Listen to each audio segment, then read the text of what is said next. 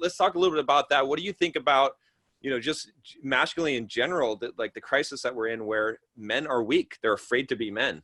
I think that any man that or who complain about somebody holding them down, or they can't make it because of their color or because of lack of education or too much education. Any man who has an excuse about dealing with life is a woman. He's not a real man. Any man with an anger is a woman, because it's a weakness. And men are not supposed to be weak. They are supposed to overcome. They overcome the challenges of life, because overcoming challenges causes you to become even more of a man, right? Right. And so I just think it's awful what's happening to men today. I do have to say that men, all men, but especially the white man, are the most hated species on this side of heaven. Men are hated today. And not just outside the home, but in many cases, their mothers set them up to be destroyed too, destroyed by weakening them. Number one, turning them away from their fathers. The worst thing that can happen to a boy and a girl, but especially a boy, is to be turned away from his father, because when you're turned away from your father, you're turned away from your own identity. Then you start to get the identity of the mother, so you start to think and act and respond to life the way she does, like a victim.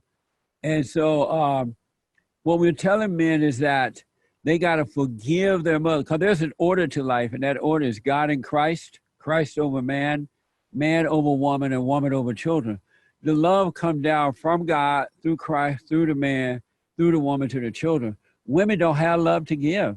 Women are the receiver of love. So when they're not getting that love from their father when they're little girls, and from their husband when they get married, they don't have it. It's all emotional. That's why it's so destructive, because it's not real love. It's based on, it's really anger. And anger brings on a feeling that feels like love, but it's not the real deal. It's the imitation of the real deal. Men have love that you can't feel, you can't taste, you can't touch, but you live by it. It's like a light unto your feet. And so when the men love what's right, then that's what shines through the wife and the children, and everybody will grow up being, having peace in their lives. But when the men are turned away from their fathers, when they're little boys, and turn toward the mother, and a lot of women do it because they play victim. Oh, your dad beat me. Your dad was an alcoholic. Your father was a drug addict. And your father left me and he left us, right? But they're not telling the children that your father was not able to handle me. I was a controlling kind of a person, and he left me. They make the kids think that he left them. And it's just not true. Fathers love their children. And if the father is an alcoholic or a drug addict while married, it's only because he hates his wife. He can't deal with it. He married to his mama, because you become attracted to what you hate. And so you're subject to them. And so when men turn back and love their fathers by not being angry at them, get to know them, don't be angry, then that identity of the woman would change. God would take away the mindset of the woman and emotion, and he would come back to his natural state of being. His whole life would change. He would finally become a man of courage, a man who has peace.